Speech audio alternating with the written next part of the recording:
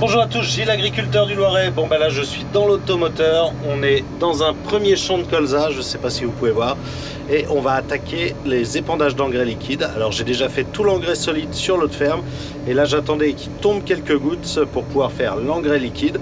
Donc là aujourd'hui on a une belle journée bien grise, quelques gouttes, donc là il a plu, je sais même plus combien, attendez on va regarder. Aujourd'hui il a plu 2,2 mm pour l'instant.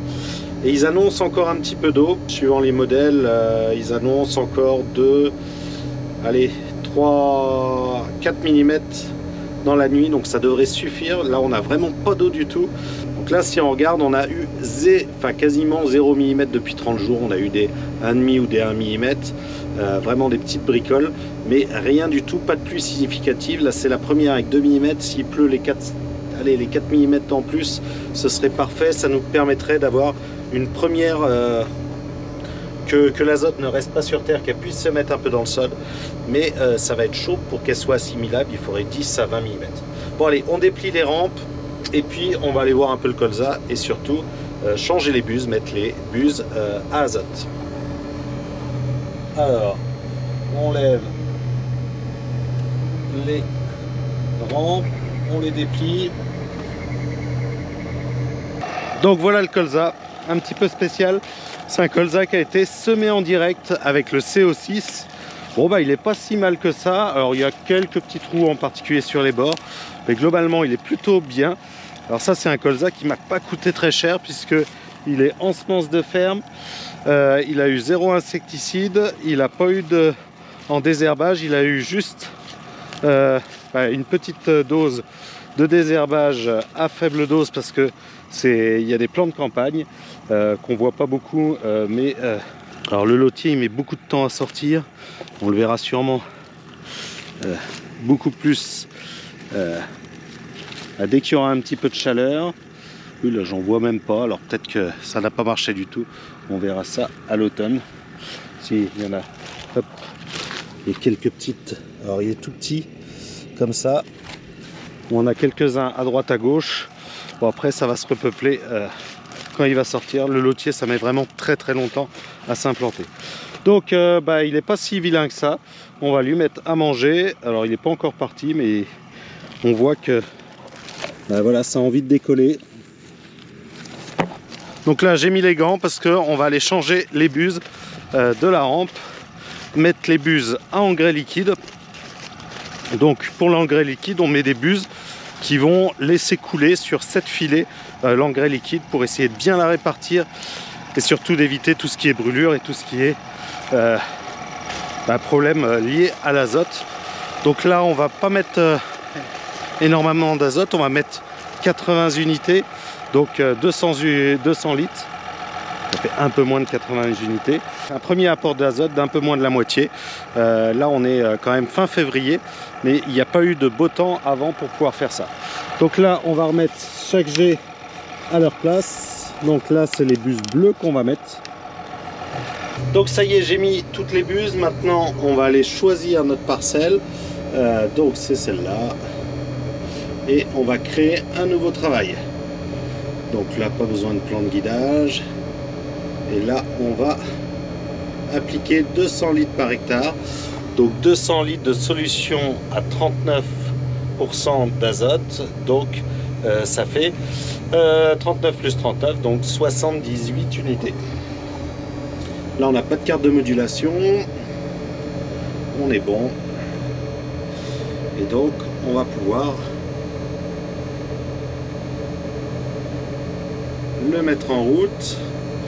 Donc nous là on va choisir la ligne C, voilà, parce que c'est la ligne de référence. Hop, tout est bon. On va allumer notre pulvérisation, lancer notre pompe. Alors là ce que je vais faire c'est que dans les rampes j'ai un petit peu d'eau. Ce que je vais faire c'est que je vais ramener cette eau dans la cuve, donc faire tourner la quantité de... Hop. Ah j'ai oublié un bouton.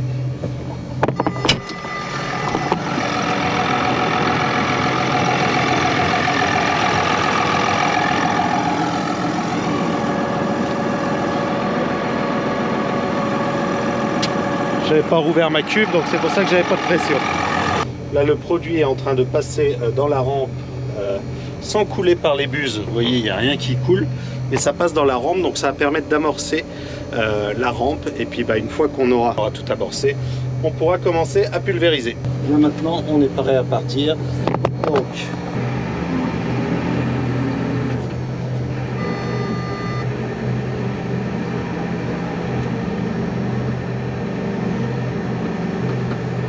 bon, alors j'ai pas très bien choisi mes buses parce que là j'ai pris les buses bleues, j'avais les buses vertes. Elles auraient été beaucoup plus adaptées parce que là je suis bloqué à 12 km/h. J'ai pas bien regardé. Je pensais que j'allais pouvoir aller un petit peu plus vite. Lui m'annonçait jusqu'à 20 km/h. Mais en réalité pas du tout. C'est vrai qu'avec l'azote qui est une densité beaucoup plus forte, ça coule pas pareil. Donc là je suis qu'à 12 km/h. C'est pas l'idéal. Avec les vertes, je pense que j'aurais pu aller à 15-16, ça aurait été beaucoup mieux. Bon, après je vais descendre en litrage parce que là c'est juste pour les colzas où je voulais mettre 80 unités. Pour les blés, je vais mettre que 150 litres. Donc on roulera un peu plus vite. C'est aussi pour ça que j'avais choisi ces buses un peu plus basses pour pouvoir faire les deux. Et je me suis trompé. Bon, je vais pas tout remettre. Là j'ai que cette parcelle de 7 hectares à 200 litres. Donc on va continuer comme ça et puis on va y aller tranquillement. Donc là je suis dans une pointe et là vous allez voir, tout va se couper au fur et à mesure pour pas en mettre. Vraiment ça coupe buse à buse pour arrêter d'en mettre 2 fois à la même place. Donc ça c'est vraiment un sacré avantage de l'azote liquide. On a vraiment la précision d'épandage. Bon, ça y est, la première parcelle de colza est terminée. On va passer dans la parcelle juste en face qui est en blé, ce qu'on appelle blé de maïs, donc un blé qui a été fait après un maïs.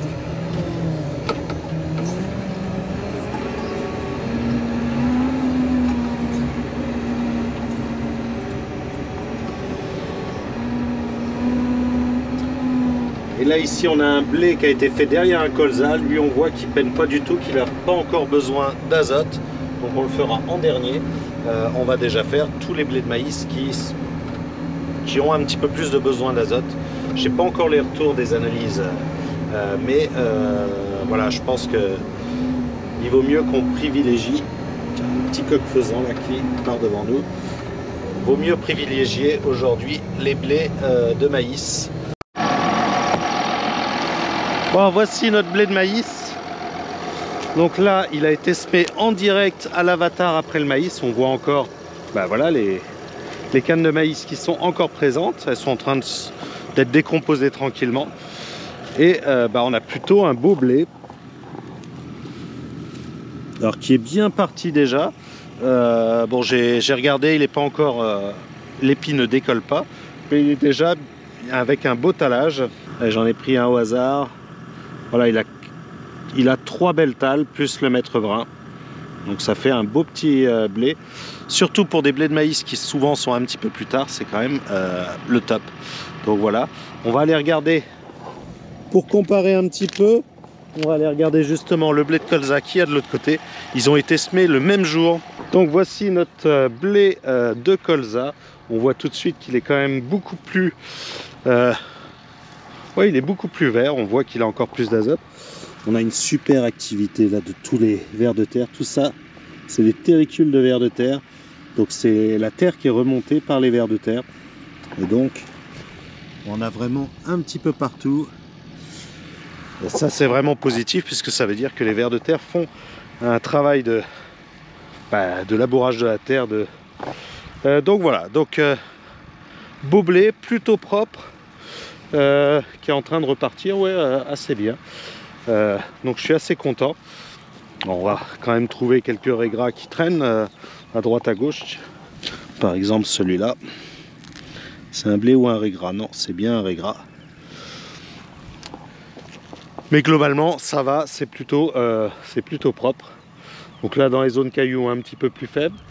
Là on a une zone où il y a eu un problème. Je sais pas si c'est un problème de semoir. Ouais, tiens, je sais pas ce qui s'est passé. Ouais, je pense que c'est un problème de semoir parce qu'on voit que ça redémarre en ligne droite. Bon, il a manqué Il a manqué quelques grains ici. Bon, je pense que ça n'aura pas de grande incidence. Mais globalement, cette parcelle est plutôt belle. On va la laisser tranquille pour l'instant pour l'azote. On va aller s'occuper des blés de maïs. Je veux que tous les blés de maïs et les colzas soient faits avant la petite pluie. Cela, on verra après, si j'ai le temps. Peut-être cette nuit, s'il pleut. Bon, finalement, ça avance vraiment pas. Je vais quand même rechanger mes buses. Je vais remettre les vertes. Je gagnerai 5 km/h. On gagnera du temps. Allez, hop, on y va. À cette vitesse, c'est quand même un petit peu long. Allez, hop, je tiens pas pour très longtemps.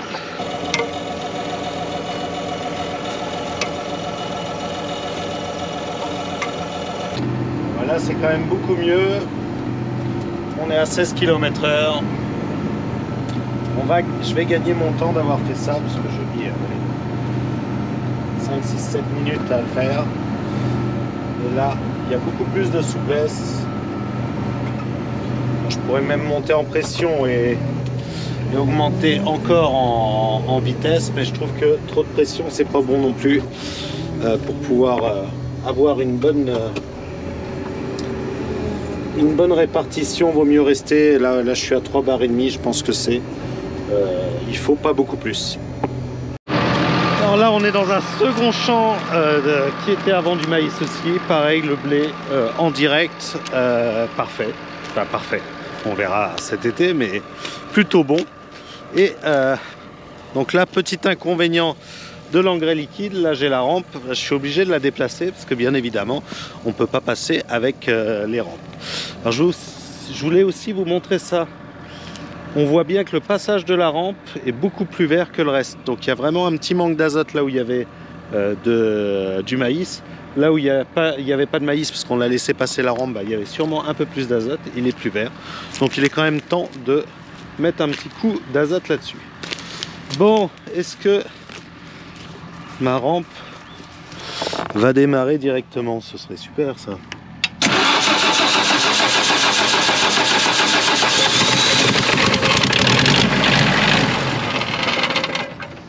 Ah, j'allais dire parfait, il démarre au quart de tour, mais quand même eu un peu de mal là.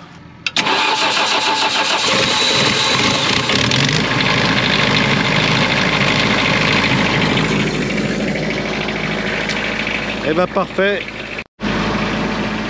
C'est bon, elle est partie, elle avance.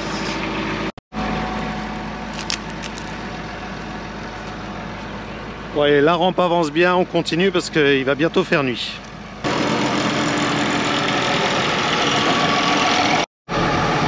Bon, pour le chargement, rien de plus simple. Déjà on programme au niveau du remplissage, combien est-ce qu'on en veut. On appuie pour remplir.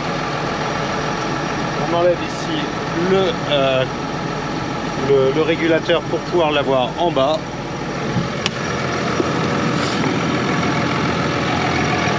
Et ensuite, il n'y a plus qu'à brancher le tuyau. On va mettre les gants, brancher le tuyau sur l'aspiration, mettre la pompe en route, enfin ouvrir les vannes, mettre la pompe en route et on charge là comme ça. Il y a 2700 litres, il faut 10 minutes, un quart d'heure pour charger. Donc ça va relativement vite, mais quand même il faut prendre, on a besoin de toute la pompe du pulvé, il faut la mettre à fond. C'est quand même pas l'idéal. Pour la suite, parce que je veux repasser un petit peu de tout en engrais liquide, enfin beaucoup plus d'engrais liquide parce que y a une différence de coût qui est quand même assez importante. Et je me pose vraiment la question de remettre une cuve avec une pompe intégrée pour essayer justement de gagner en vitesse de remplissage. Bon allez, je vais remplir tout ça et on se retrouve dans le champ. Bon finalement le remplissage met moins d'un quart d'heure puisque là j'avais mis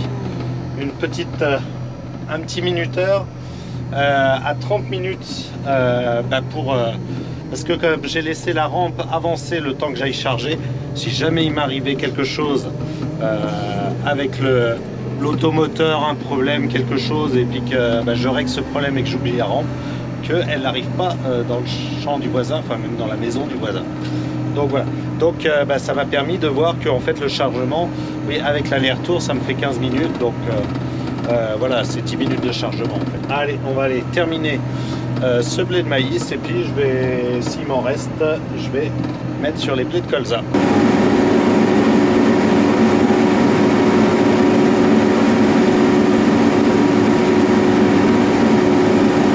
Bon bah voilà, il me reste plus que 2-3 hectares à faire, il me reste juste ce qu'il faut. Donc c'est parfait, bah, j'ai réussi à faire tous mes blés. Il me manque plus qu'une pièce de 7 hectares qui n'a pas eu son engrais, sinon tout le reste c'est fait. Donc bah, je ferai ça avec du solide que j'irai chercher directement avec un épandeur demain. Donc ça y est, tout est fait maintenant. On croise vraiment les doigts pour qu'il se mette à pleuvoir. Il faudrait 5 mm pour assurer qu'il n'y ait plus de volatilisation, et puis une dizaine pour que ça porte bien. Donc voilà, bon bah moi je vous dis à samedi prochain pour une nouvelle vidéo, j'espère qu'elle vous a plu, et puis en attendant, bah, portez-vous bien, allez à bientôt.